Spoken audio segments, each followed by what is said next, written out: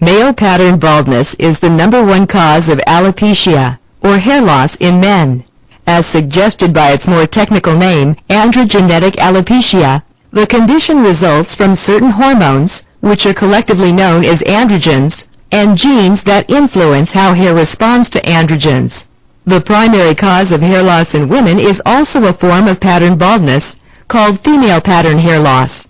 Most men and women are genetically predisposed to developing pattern hair loss because they inherit genes for the trait. This form of hair loss typically occurs between the ages of 20 and 45 in the majority of patients, but can occur at a very young age and may continue throughout one's life. Male pattern baldness generally starts with a receding hairline and a thinning crown, and can range from partial loss to a horseshoe-shaped area of hair remaining only at the sides and back of the head. This animation will help you better understand why and how hair loss occurs as a result of male pattern baldness.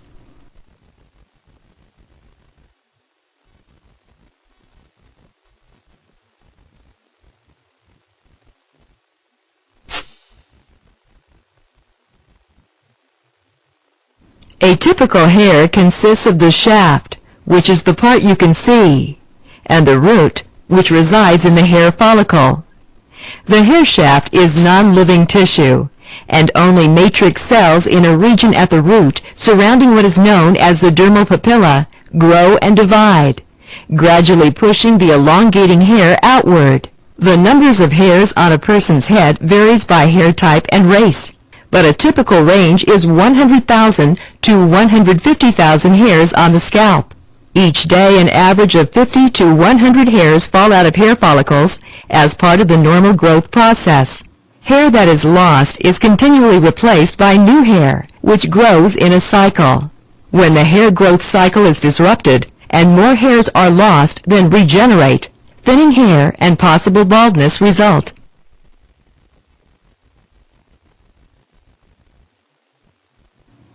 The hair growth cycle includes 3 phases, known as the anagen, catagen, and telogen phase. The anagen phase is the longest, lasting between 2 and 8 years. During anagen phase, the hair grows actively from matrix cells in the bulb, where the dermal papilla is nourished by blood vessels. The next phase of the growth cycle is the catagen phase. This is a short 2 to 4 week transitional period in which the hair stops growing and the lower portion of the hair follicle retracts up to the level of the erector pili muscle.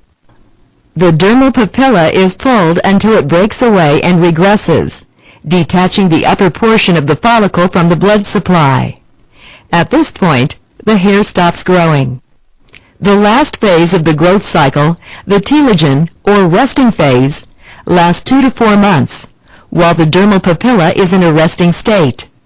Following the telogen phase, the hair follicle reattaches to the dermal papilla and the follicle re-enters the anagen phase. As a new hair begins to grow, the old hair is pushed out of the follicle.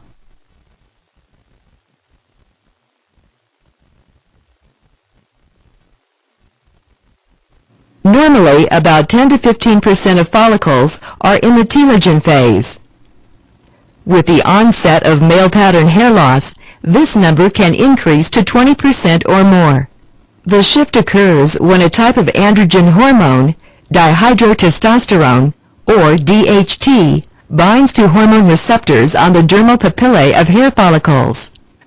When DHT contacts a hormone receptor in the dermal papilla, it activates pattern hair loss by disrupting the normal growth cycle. The affected follicle spends more time in the resting telogen phase, has a shorter growth anagen phase, and it physically shrinks in size and diameter and fails to grow. The follicle is still alive and connected to the blood supply, but its hair-producing ability is diminished. As a consequence, hair production slows. Weaker and shorter hair is produced, and some follicles shut down completely. The shorter growth cycle causes more hairs to be shed than are produced, which causes balding to begin and become more obvious.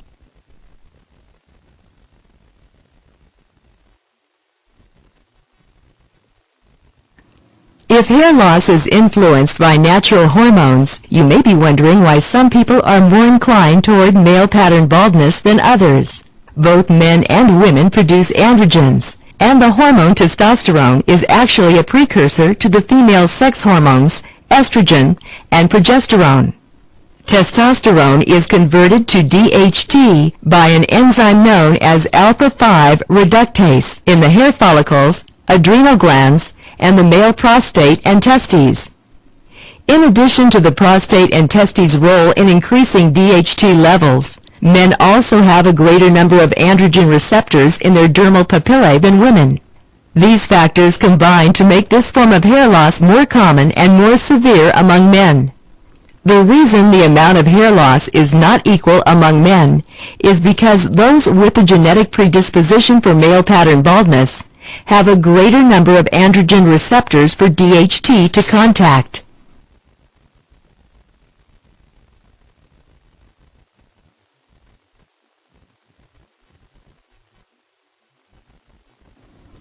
Genetic material within each cell is stored in chromosomes. Among the 23 pairs, males have one X and one Y sex chromosome, whereas females have two X chromosomes. The androgen receptor gene resides on X chromosomes, but the genetic component of male pattern baldness is not as simple as once believed. People once thought that if your grandfather on your mother's side was balding, you had a 50% chance of inheriting the trait. And here's why. Your grandfather is male, so he has one X and one Y chromosome. Your mother is female, so she inherited two X chromosomes, one from your grandfather and one from your grandmother. You inherited one of her X chromosomes, so you have a 50% chance that you received the X chromosome with the balding trait that came from your grandfather.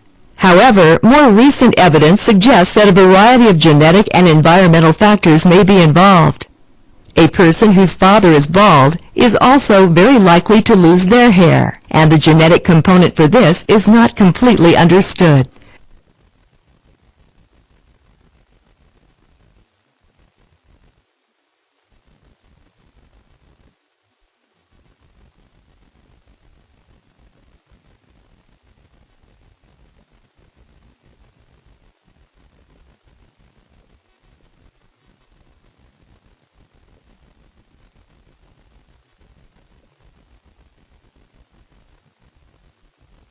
For those who are genetically predetermined to exhibit male pattern hair loss, there is usually a progression from a receding hairline to a particular degree of balding.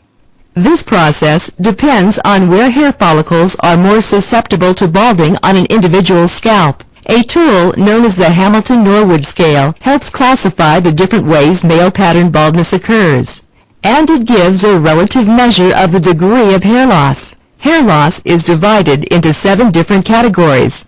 A full head of hair with little to no hair loss is signified as type 1.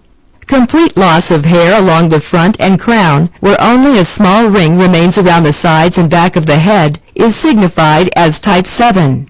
Select any example to see the hair loss progression for that particular type.